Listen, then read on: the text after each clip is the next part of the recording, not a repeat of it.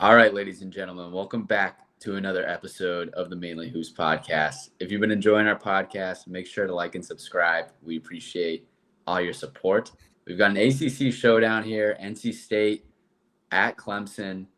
Both these teams have been playing fairly well for the most part. Clemson, I feel like, has kind of over exceeded expectations a bit, but I mean, great defensive team, great team altogether. Clemson is slightly favored as this is a home game for them. They're seeking their 13th straight home win, actually. Marcus, I'll let you kick things off. What does NC State have to do to steal a win in Clemson? Yeah, I know NC State fans would certainly like this one after they had the blunder over the weekend and lost to Georgia Tech. That game was at NC State as well, I believe. Lost by 4. Despite turning over Georgia Tech 17 times, the offensive efficiency has just was not good at all. I mean, you got 2 of 11 from Darian Williams, 3 of 11 from Paul McNeil. Kadir Copeland was 6 of 17. In this matchup, on the offensive end anyway, like they're gonna have chances to knock down open threes. Like Clemson does give up the 3 at a fairly high clip, 242nd from in the country in terms of 3-point rate defense. NC State is going to have to make some shots, which like they're shooting, 39.8% on the season from 3. They're still, in the top 10 in the country in 3-point percentage. I would expect them to be a little bit better in this matchup. I think they're going to have opportunities to do so. Like they got 3 of 10 from Paul McNeil the other day. They're just going to have to make more shots. If they want to come out with a road win here. On the defensive end, like they gave up 78 the other day to Georgia Tech, which is not a good offense. And they gave up 78 despite turning them over 17 times, which is a little bit concerning. But, Georgia Tech did get to the line 28 times. That's been sort of an issue for NC State this entire season. They kind of foul at a pretty high clip, 271st in free throw rate defense. We touched on it, I remember, a little bit earlier in the year following the Texas loss. But here they are again against the Clemson team that gets to the line in the top third of the country, pretty much. They're 127th in free throw rate defense. So I think it's going to be important here, especially when you're on the road, to defend without fouling. Limit their chances to get free points at the rim.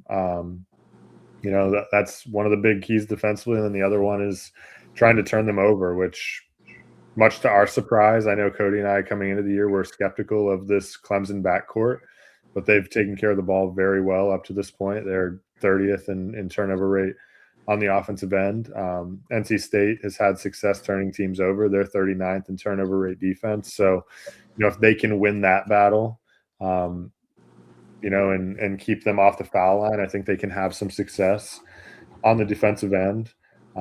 It just hasn't been overly consistent. Like I feel like that's been sort of the conversation with this NC State team, has been like they play well for a little stretch, and then they have a little bit of a blunder. So it just hasn't been an overly consistent team, right? We saw it with their loss to Virginia early in conference play. That one also at home. I think the defense just needs to step up here, create enough plays, keep them off the foul line, and then offensively just have some more efficiency, right? Like the other day they shot the same percentage from 3 as they did from the field, which is obviously not very good. If they should have opportunities, despite Clemson being a good defensive team, to have some open looks to kind of offset that, make that number a little bit better. So it's not going to be easy. Clemson, obviously, is a high floor team, very disciplined, well coached. It's not going to be an easy thing to go, to Clemson and get a victory. Yeah, this would actually be NC State's biggest win to date. So they definitely need it for the resume. Cody, I'll let you take things from here, talk about Clemson and their keys to the game. Yeah, I don't think NC State has a quad one win this year, so they definitely need one. They don't have a win against the top. I don't think they have a win against the top 75 teams in Torvik right now. I believe they're 0-5. But I do think they're a fraction unlucky in some of those games. But for Clemson, I think the offensive end, I think they're set up for a decent amount of success. NC State, like, they're a pretty heavy post denial defense. They like to switch like pretty much every action, and then when there's a post touch, they like to send the second guy. So I don't think the scoring is necessarily going to be there from Davidson, Welling, or Godfrey, but it's their passing ability that I think can make a big difference in this game. Getting this NC State defense in rotation and allowing guys like Dylan Hunter, Butta Johnson, and Justin Porter to knock down catch and shoot threes, because NC State will give up catch and shoot threes at a super high clip. So I do think that's a decent setup, and just the overall like big to big passing in this game I think is going to be really important when there's a double team set to the post, particularly at like a guy like Welling. His ability to make a play for someone else, for like Davidson or Godfrey as a cutter, I think is going to be huge in this game. And then if you end up generating rim attempts against this NC State defense, I think you can have a lot of success, because they're pretty small. You know, they're playing 6'4" Darian Williams at the 4. I think he's listed taller than that, but I think his combine listed height was 6'4", and he's like a 6. He might be a +1 wingspan. So like they're just pretty small kind of across the board, and they're small at the 5 as well, with Van Allen, Lubin, and Sanye as the backup. But so once they get to the rim, I think they'll have some success there. They should have the advantage on the glass as well. I know NC State has been a pretty good defensive rebound rate team this season because they like to pack it in, rebound as a committee. But you know, when you're facing the three big combination of Clemson, and then you throw Jake Wallin into the mix, I think Clemson has the advantage on the glass. Defensively, it gets a little bit dicey for Clemson. I know Marcus mentioned it with NC State's 3-point shooting, and I know Clemson can limit catch and shoot threes at a solid clip, but it's the dribble jumper from the mid range and even from 3, because they like to go under a lot of screens. And I think the second you force them to play like somewhat of a different scheme defensively, so NC State's going to have to knock down some dribble jumpers early to kind of get them out of their shell. This is kind of the side of the ball that I have concerns, and I find it to be a rather poor matchup for them. And they're a team that's probably owed some negative regression from 3. They're 13th in the nation in 3-point percentage defense, and they're perennially like usually outside the top 50 or 60. So I do think there's some regression coming their way, and they haven't played phenomenal shooting teams so far in league play. But if they can limit transition, they can keep NC State off the glass, and they can limit catch and shoot threes at a solid clip, then I think it gives them a chance, because I think it's a fairly good matchup for them on the offensive end.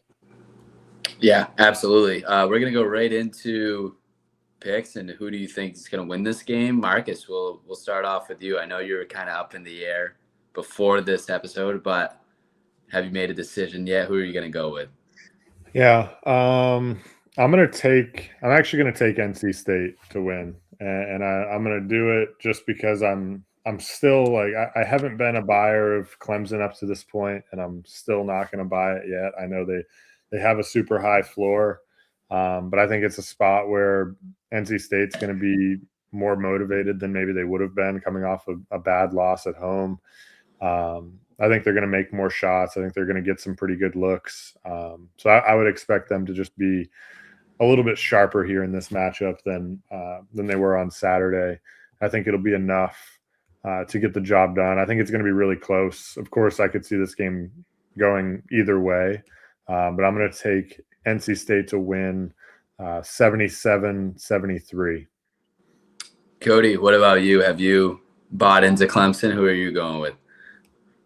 I'm on NC State as well, actually. I think the defensive matchup is a little bit too poor for them. I think they're owed some regression. I mean, we've talked about it with Brad Brownell defenses. They're always really good, but I'm not sure they're this good this season. They always have a high floor. I'm not sure the ceiling is, like, at season's end, is really the 14th best Ken Palm defense. So, and I think the biggest thing with NC State is, like, they don't need the rim and they don't need transition to be a really good offense.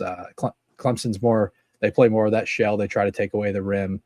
And NC State can win with their jump shooting. If they make a few dribble jumpers to start the game, I think it's going to put Clemson's defense in somewhat of a bind. And NC State also doesn't need the offensive glass. So I find it to be a good matchup. I think they can take away the post scoring enough of Carter Welling and Nick Davidson and RJ Godfrey and force these Clemson guards into playing into a little bit too much isolation than Brad Brownell would like. So I like NC State to get the win on the road. They're going to have to shoot well, obviously, to win this game. But if there's any team in the country that could do it, I think NC State is very capable of doing that. And I like them to pick up their signature win of the season in somewhat of a high scoring game for a Clemson game. I'll take NC State to win it 79-73. Yeah, I actually do like NC State here, but I have bought into Clemson, and I continue to buy into Clemson. So I think NC State can absolutely win this game. I'm still picking Clemson. Around the same score as you guys. I think it's going to be up in the 70s. It's going to be sped up a little bit compared to a typical Clemson game. But I'm going Clemson 76-74. Very tight one in Clemson. Game winner? Game winner or no? Yeah, let's do game winner. Why not? Why not? Can it be a Jake Wallin game winner? Yeah, let's do it. I'm always going to pick the game winner. I'm always going to pick the game winner. Anything to add here? Nope. No. All right, let's wrap it up here then. As always, thank you for listening to the Mainly Hoops podcast.